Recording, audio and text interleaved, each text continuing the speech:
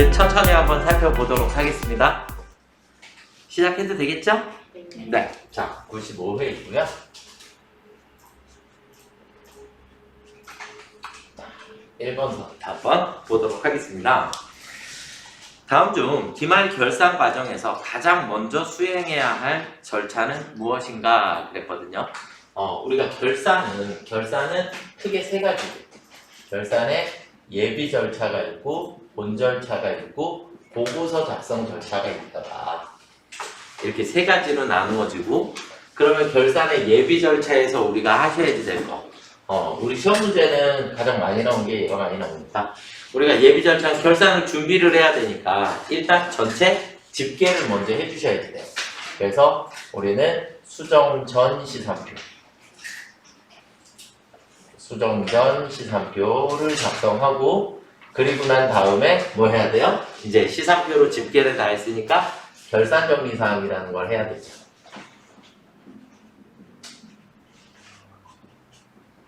결산정리사항이라고 하는 걸 하게 되고, 결산의 본 절차는 무조건 모든 장부를 마감하는 것이다. 본 절차는 모든 장부를 마감하는 절차를 본 절차라고 하는 거고, 보고서 작성 절차는 재무제표를 작성을 한다. 재무제표를 작성하는 절차다. 그러니까 지금 보기에 있는 걸 순서대로 하면 일단 가장 먼저 수행해야 할 절차는 정답은 2번이 되겠네요.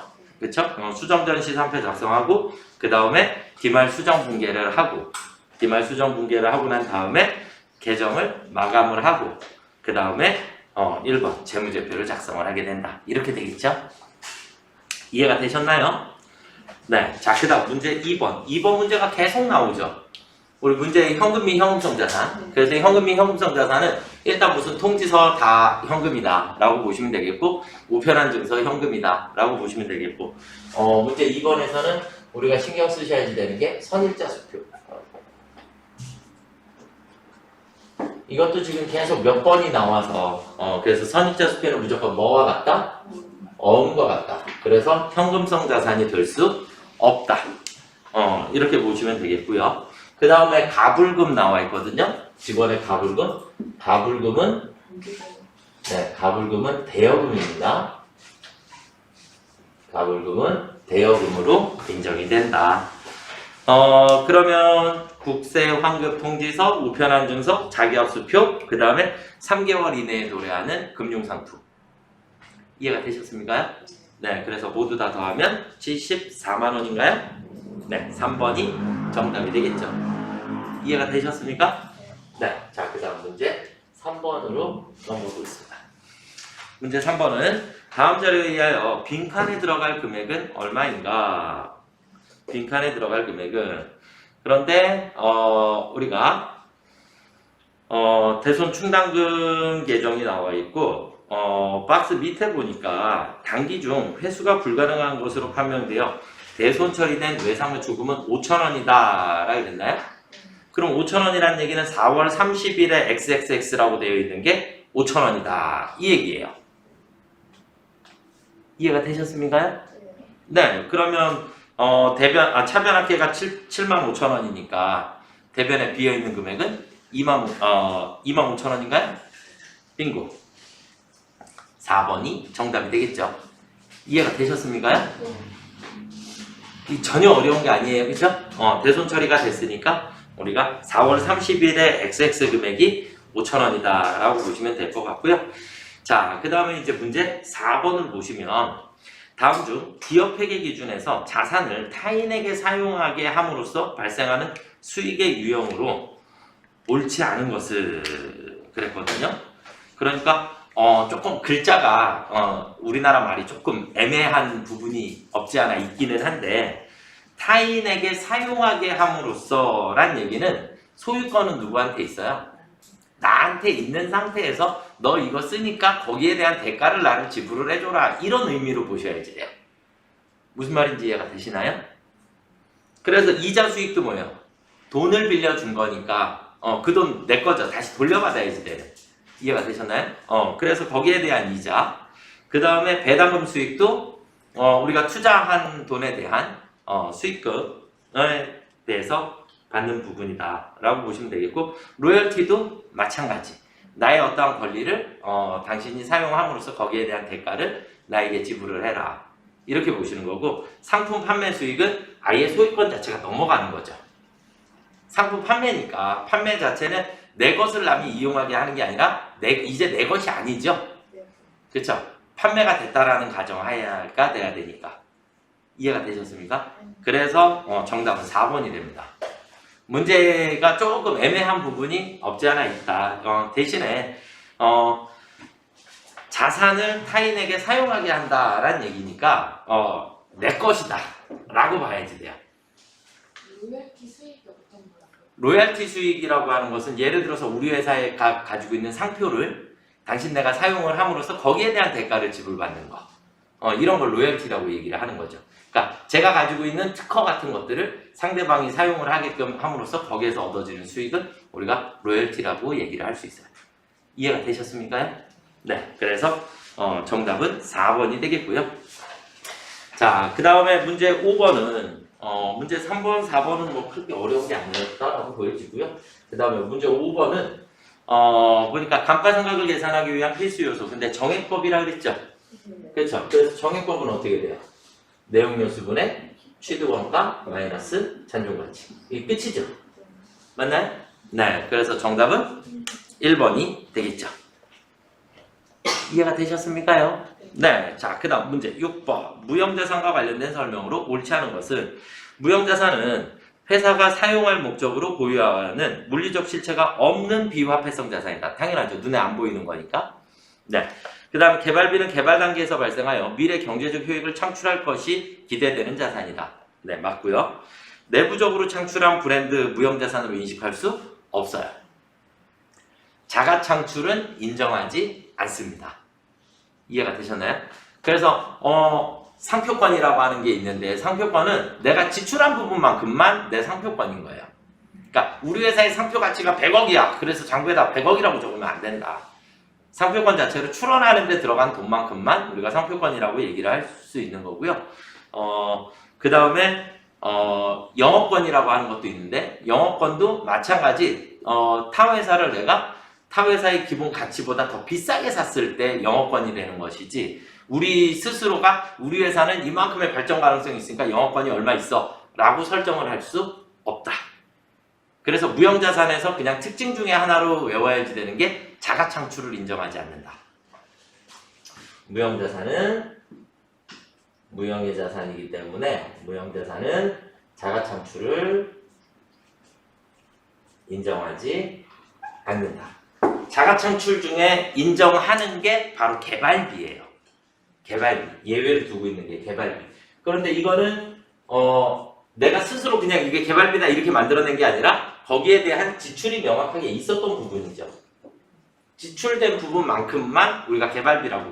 그러니까 제품화를 하기 위해서 지출된 부분이 있기 때문에 그 부분만큼만 우리가 개발비로 인정을 하는 것이지, 개발비도 뻥튀기 튀겨서 막 얼마가 개발비입니다 이렇게 할 수는 없는 부분이다. 무슨 말인지 이해가 되셨습니까? 네. 자, 그 다음에 문제 7번. 자본 조정의 금액을 계산하면 얼마인가 그랬는데, 우리가 맨날 주감자 외웠으니까, 맞죠? 우리가 자본잉여금을 외웠어요. 자본잉여금에 주감자 3가지가 있죠? 그쵸? 주감자 3가지가 있는데, 주식, 발행, 초과금.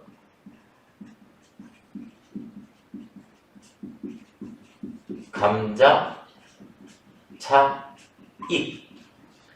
그리고 자기 주식, 처분이익. 이렇게 3가지가 우리가 자본잉여금이고요.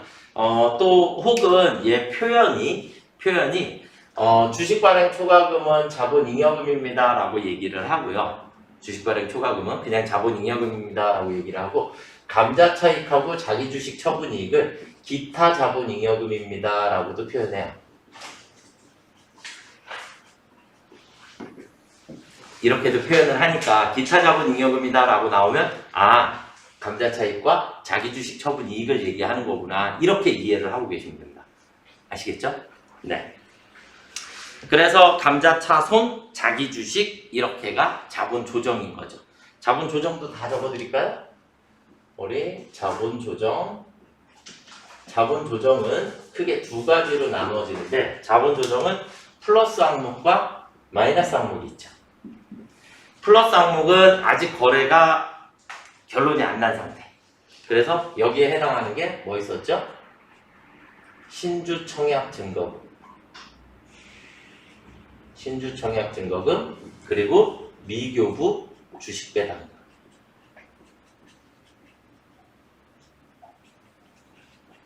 이 있고요. 그 다음에 마이너스 항목에는 주감자가 다시 와요. 주감자. 주식 할인 발행 차금, 감자차 손, 자기 주식 처분, 손실. 얘는 다 이익이니까. 얘는 다 이익이고, 이익이니까 잉여금인 거고, 이익이 아니고 손실인 경우에 다 자본 조정. 그리고 자기 주식이 있어요. 이렇게 구분을 해주시면 됩니다. 아시겠죠? 네. 그래서 정답은 자본 조정의 금액을 계산하라 그랬으니까 60만 원인가요? 그쵸? 감자차 손하고 자기 주식하고 이렇게 두 개를 더해 주시면 되겠죠. 자, 그다음 문제 8번으로 넘어가 보겠습니다. 전자제품 도소매업을 영위하는 주식회사 세무의 단기 손익계산서상 영업이익에 영향을 미치는 거래로 볼 수 있는 것은 그랬어요. 볼 수 있다, 볼 수 없다도 잘 구별을 하셔야지 되고, 이 문제 8번은 여러분들 제가 영업이익이라는 게 되게 중요하다라고 제가 설명을 드렸었고, 영업이익을 계산하기까지 우리는 매출액에서 매출 원가를 빼주시면 매출 총이익이 나오죠. 그쵸? 네, 매출 총이익이 나오고 여기서 마이너스 판매비와 관리비, 판관비를 빼주시면 영업이익이 나오는 거죠. 맞나요? 그러니까 영업이익에 영향이 있다는 얘기는 여기에서 발생한 거래들이 영업이익에 플러스 마이너스가 된다. 이해가 되셨습니까? 맞죠? 그러면 여러분들한테 제가 처음서부터 외우시라 그랬던 게 얘 밑에 나오는 뭐예요? 영업의 수익이 있고 영업의 비용이 있죠. 그래서 영업의 비용을 찾으란 얘기예요. 영업의 비용을 다 찾아서 지워라. 이해가 되셨습니까? 그러니까 영업의 비용을 어떻게 외웠죠? 무슨 우리 순서대로 할게요. 순서대로 우리 외우던 대로 하면 이자 비용, 기부금, 무슨 손실, 그리고 기타의 대손상각. 요만큼이 영업의 비용에 해당하는 거죠. 이해가 되셨습니까? 그래서 1번 보기에 보면 처분 손실, 2번 보기에 보면 이자 비용, 3번 잠시 대기, 4번 외환산 손실 이렇게 나왔잖아요. 그죠? 그래서 정답은 3번 판매비와 관리비는 광고 선전비 판매비와 관리비니까. 이해가 되셨나요? 그래서 판매비와 관리비에 플러스 마이너스가 생기면 영업이익이 바뀌겠죠. 그렇죠? 네, 그래서 3번 공짜 문제였습니다. 자, 문제 9번으로 넘어가 보겠습니다. 원가회계예요. 가장 옳지 않은 것은 제조원가는 직접 재료비, 직접 농업비, 제조 간접비를 말한다. 맞죠? 직접 재료비는, 직접 재료 원가는 기초 재료 재고액에 매입액을 합계해서 그 다음 기말을 차감한 금액을 말한다. 제품 생산량이 증가하여 2번 보기도 조금 문제가 일단은 있어요. 잠시 후에 설명드릴게요. 제품 생산량이 증가하여도 관련 범위 내에서 단위당 고정원가는 생산량이 증가하면 단위당 고정비는 감소하죠. 일단 정답은 3번. 이해가 되셨습니까? 네. 그래서 일단 정답은 3번이 되고요. 혼합원가는 조업대의 증감에 관계없이 발생하는 고정비와 조업대에 따라 변하는 변동비로 구성된 원가이다. 그래서 혼합원가는 준변동비를 혼합원가라고 하는 겁니다. 뭐를요? 네, 준변동비. 그러니까 고정비는 총원가가 일정한 거, 그쵸? 총원가가 일정해서 단위당 원가가 생산량이 늘어나면 늘어날수록 감소하는 원가를 우리가 고정비다라고 얘기를 했고, 그 다음에 준변동비는 이렇게 되는 거예요. 다시 바꾸면 기본 요금이 존재하는, 그래서 기본 요금이 존재하는 얘를 우리는 준 변동비라고 얘기를 하고 준 변동비를 다른 표현으로 혼합 원가다라고 얘기를 해요. 그러니까 기본 요금은 고정비고 추가 사용 요금은 변동비에 해당하기 때문에 고정비랑 변동비가 합쳐져 있다. 이렇게 개념을 이해를 하시면 됩니다. 이해가 되셨습니까? 자, 그럼 문제 2번의 문제가 뭐냐면 직접 재료 원가는 기초 재료 원가의 원재료 매입액에 합계해서 기말 원재료 재료액을 차감한 금액을 말한다. 이렇게 되어 있거든요. 그런데 우리 재료비가 엄밀히 따지면 직접 재료비도 있고 간접 재료비도 있잖아요. 그쵸? 그래서 앞에 있는 직접 재료 원가는 이란 표현이 제가 생각할 때는 조금 문제가 있다라고 보여집니다. 그러니까 얘를 멘트를 재료비 소비액은 이렇게 바꿨어야지 되는 게 맞다. 이해가 되셨습니까요? 네. 그래서 원래는 원칙은 어떻게 되어 있냐면 재료비 하나만 하더라도 재료비의 계정이 여러 개가 있어요. 재료비도. 그래서 원래는 재료비라는 계정이 어떻게 되어 있는 거냐면 주요 재료 그리고 부품 그리고 보조 재료 그리고 소모 공급 기구 비품으로 구성이 되어 있어요. 재료비는 그냥 쉽게 이렇게 되어 있고 우리가 예를 들어서 그냥 모니터를 생산한다. 그럼 주요 재료에 해당하는 건 앞에 패널이 주요 재료가 되겠죠. 그쵸? 그 다음에 부품에 해당하는 건 이 속 안에 들어가 있는 예를 들어서 이렇게 뭐 반도체 칩 뭐 이런 거 전원 박스 뭐 이런 것들이 우리가 부품이다라고 보여지시는 거고 보조 재료라고 하는 것은 얘네들을 조립하기 위해서 나사 같은 거 필요하죠. 그런 것들을 우리가 보조 재료다라고 얘기를 하고 그 다음에 소모공급 기구 비품은 우리가 방치라든지 벤치라든지 드라이버 이런 것들을 우리가 소모공급 기구 비품이라고 얘기를 해요. 이런 것들이 모두 다 재료비예요. 재료비고 주요 재료랑 부품은 특정 제품의 제품 몇 개 생산하면 몇 개가 필요하다라는 게 명확하기 때문에 얘네들은 직접비의 성격을 띠고 있는 거고 얘네들 둘은 간접비의 성격을 띠고 있는 겁니다. 그러니까 직접 재료비도 있고 간접 재료비도 있다 보니까 우리가 원재료라고 표현은 하지만 조금 애매한 부분이 있다. 직접비와 간접비가 같이 있을 수도 있으니까. 그래서 멘트상으로 볼 때는 직접 재료 원가는 이라는 표현보다는 원재료 소비액은 이렇게 나와 있는 게 맞다라고 보여집니다. 그래도 정답은 그냥 3번인 거죠. 이해가 되셨죠? 그래서 우리가 혼합 원가다라고 하는 것은 여러분들이 명확하게 알고 계셔야지 되는. 자, 그 다음에 이제 문제 10번이 이제는 맞출 수 있다가 돼야 되겠죠. 그쵸? 네. 우리 계속 했었어요. 제조간접비의 실제 소비액, 예정 소비액, 예정 배부율 곱하기 실제 배부 기준. 과대 배부되었다, 과소 배부되었다. 이걸 계속 했었어요, 우리는. 맞죠? 자, 그렇게 되니까 우리는 자, 노무 시간을 기준으로 배부하고 있다. 실제 제조간접비 발생액은 7만 원이고 그리고 실제 노무 시간은 700시간이더라. 예정 배부율은 95원일 경우 그럼 얘가 95원. 그러면 7, 9, 63, 7, 5, 35 그러면 66,500원인가요? 맞죠? 이해가 되셨습니까요? 그러면 누가 더 커요? 실제가 더 크네요? 그쵸? 실제가 과소 배부되었다 3,500원 이렇게 찾아주시면 되겠죠. 2번이 정답이 됩니다. 지금 이 문제는 무조건 다 맞추셨어야 하는 문제입니다.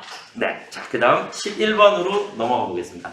보조보험비 배부 방법은 직접 단계, 상호 세 가지가 있고 가장 정확한 방법은 상호 배부법이다.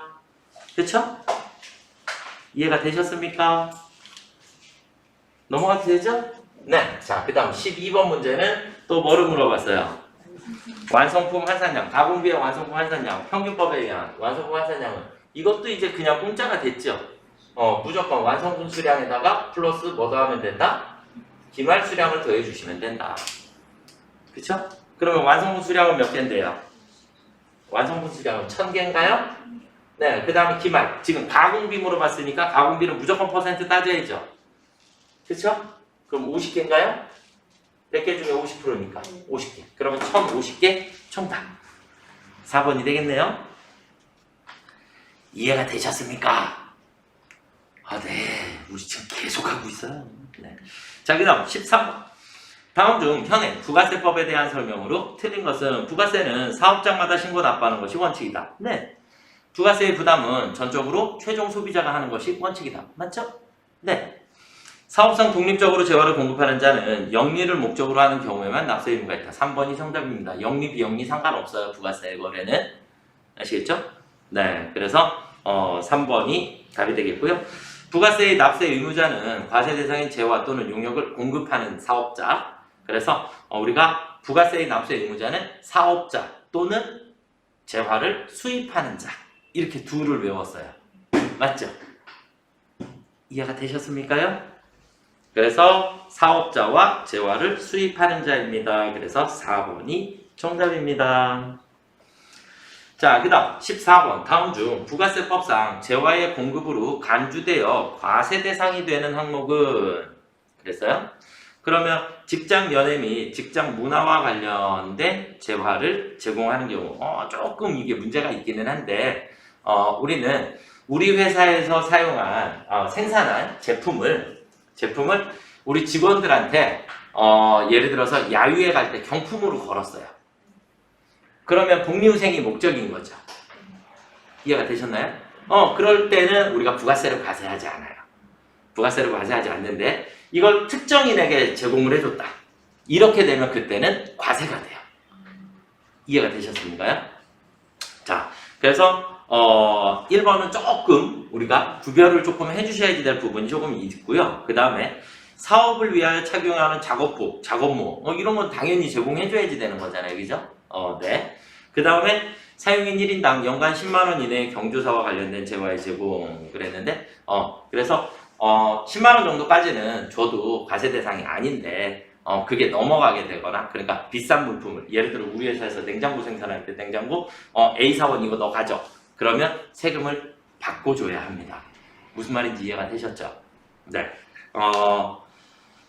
4번에 보시면 사업자가 자기가 생산 취득한 재화를 자기의 고객이나 불특정 다수에게 증여하는 경우라고 되어 있는데 4번이 일단은 지금 현재 정답으로 되어 있어요. 4번이 정답으로 되어 있는데 얘를 우리가 간주공급 중에 사업상 증여다라고 얘기를 하게 되는데 사업상 증여 그래서 이것도 문제상에서 조금 제가 생각할 때는 문제상에 조금 오류가 아닌가라고 생각이 들 정도로 자기가 생산 취득한 재화를 자기의 고객이나 불특정 다수에게 증여하는 경우 그런데 앞에 고객 때문에 문제가 생겨요. 자기의 주된 고객이면 예를 들어서 소위 말하는 거래처다라고 볼 수도 있는 상황이고 거래처에다 증여하면 접대비의 성격이 있기 때문에 과세해야 한다. 이해가 되셨습니까요? 불특정 다수에게 교부를 하는 것은 광고 선전이 목적이 되게 되면 그때는 우리가 과세하지 않는다. 이런 개념이세요. 그래서 자기의 고객이라고 하는 표현이 조금 문제가 있다. 그래서 원래 사업상 증여라고 하는 게 우리 회사가 생산한 제품을 우리 회사가 관련이 있는 자들에게 제공을 해주는 상태를 우리가 사업상 증여 그래서 간주공급이다라고 보고 간주공급은 당연히 과세 대상이다 이렇게 보는 거예요. 이렇게 보는데 여기에서 예외적으로 보는 것 중에 예외적으로 그러니까 여기서 예외란 얘기는 과세가 된다 안 된다? 과세되지 않는다. 그래서 과세되지 않는 거에 대표적인 게 불특정 다수에게 광고 선전 목적으로 제공하는 경우예요.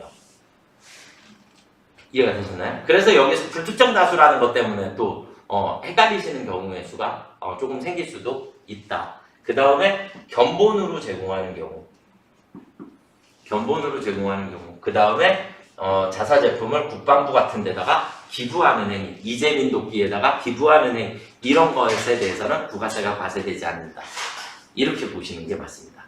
그래서 조금 제가 생각할 때는 조금 애매한 문제가 되지 않았나 라고 생각이 듭니다. 자, 그 다음 15번. 다음 중 세금계산서의 필요적 기재사항이 아닌 것은? 필요적 기재사항 이것도 몇 번 했어요? 네 가지 반드시 공급자의 등록번호, 공급받는 자의 등록번호, 공급가액과세, 그리고 작성 연월일이 필요합니다. 이해가 되셨나요? 그래서 품목에 대한 정도는 생략하셔도 상관이 없다. 그래서 우리 메인 매출전표 풀을 때 품목 수량 단가는 제가 생략해도 된다 그랬죠? 공급가액만 맞으면 되니까. 무슨 말인지 이해가 되셨나요? 네, 그래서 정답은 3번이 되겠습니다. 이해가 되셨습니까? 많이 맞으셨나요? 어여 세보세요.